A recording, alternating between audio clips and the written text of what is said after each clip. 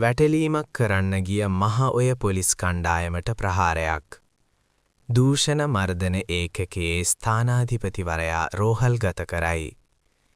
වැටලීමක් සිදු කිරීම සඳහා ගිය මහ ඔය පොලිසියේ දූෂණ මර්දන ඒකකයට පුද්ගලයන් පිරිසක් විසින් ප්‍රහාරයක් එල්ල කර ඇති බව පොලිස් ආරංචි මාර්ග සඳහන් කරනවා.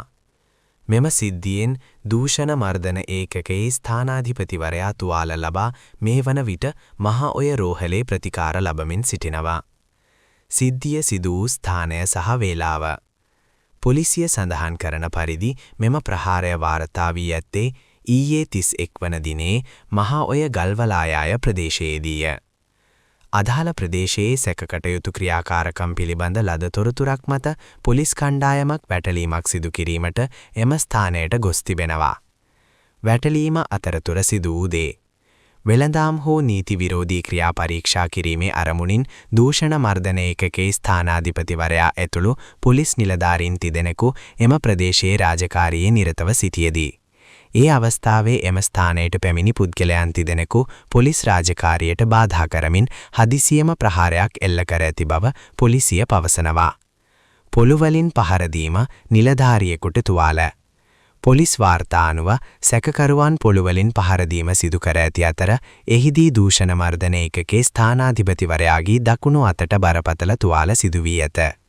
තුවාල ලැබූ නිලධාරියා වහම මහ ඔය රෝහලට ඇතුළත් කර ඇති අතර ඔහුගේ තත්ත්වය මෙම අවස්ථාවේ ස්ථාවර බවත් වෛද්‍ය ආරංචි මාර්ග සඳහන් කරනවා. සැකකරුවන් තිදෙනෙකු අත්අඩංගුවට.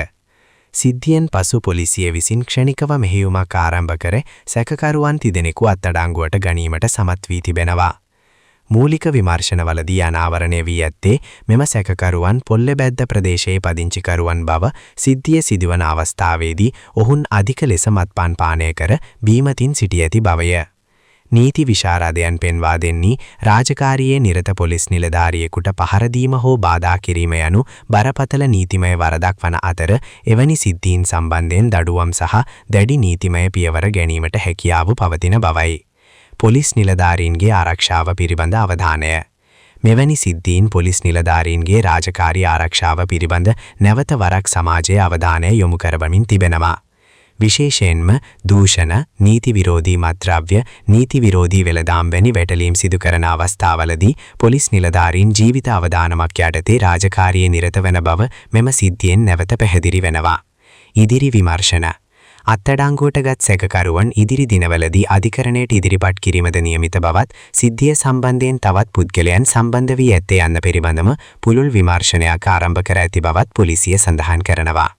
අවසාන වශයෙන් ඉතින් යාළුවනේ මහ ඔය ප්‍රදේශයෙන් වාර්තා වූ මෙම සිද්ධිය නීතිය ක්‍රියාත්මක කරන නිලධාරීන්ට ප්‍රහාර එල්ල කිරීම සමාජයේ නීතිගරුක භාවයට දැඩි අභියෝගයක් බවට පත් වී තිබෙනවා. පොලිසිය පවසන්නේ නීතිය ක්‍රියාත්මක කිරීමේදී කිසිදු බාධාවක් ඉදිරියේ පසුබෑමක් නොවන බවයි.